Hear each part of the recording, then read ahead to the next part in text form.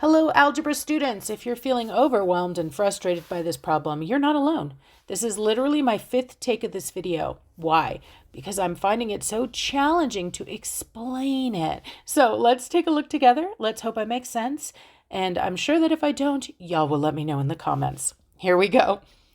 The table shows the season's best competition times in seconds of runners competing in 3 different races: the 100-meter, 200-meter, and 400-meter sprints.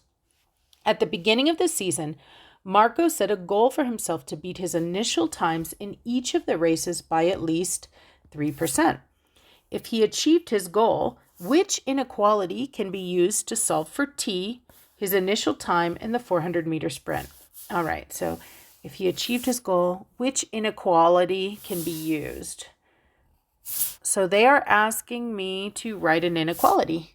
And makes sense because I see some inequalities here. Now that inequality is going to be used to solve for t. And t, they tell us, is his initial time. What he was originally running the race in. Now, it might be tempting to just go, hey, look, Marco, 400, there's his time. But did you notice what it said in the passage about this table here? The table shows the season's best competition times in seconds. So yeah, we're going to look at this 48.8, but this isn't his initial time. This is his best time. So he got to this point. He got to this 48.8 time. Okay. But that's not where he started. Where he started was t, right? And then he shaved off some time. He beat his initial time. He took off at least 3%, since that was his goal, of that original time. So I'm loving this, ruling out C and D, because A and B both say take the original time and shave off 3% of the time. Take the original time and shave off 3% of the time. So what's the difference here? The difference is with the inequality symbols. One says less than or equal to, and one says greater than or equal to. And this was really the part I was struggling to explain. So let me breathe deep here, and let's work on this together. I want to think about what the left and the right hand side of this inequality mean in order to figure out which symbol I need. So this one says take original time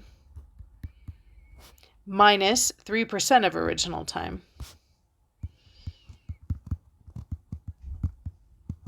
And this one says his record time.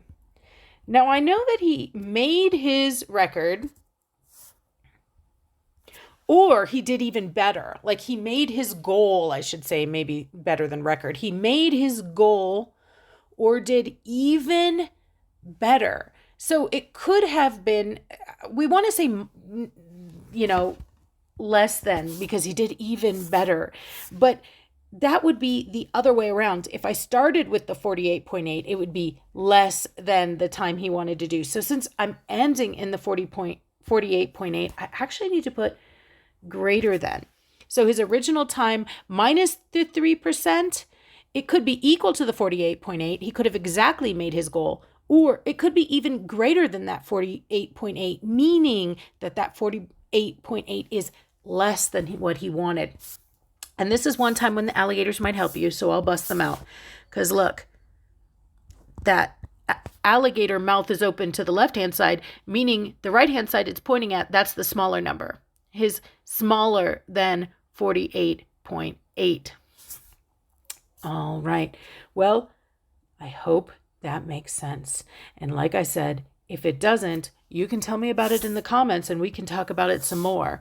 Or if you feel like you have a grasp on it, I'd love to hear from you, because this one is really challenging, I think, to think about and to explain. We're kind of bringing it up a notch. So where's my right answer? Let me not forget that part.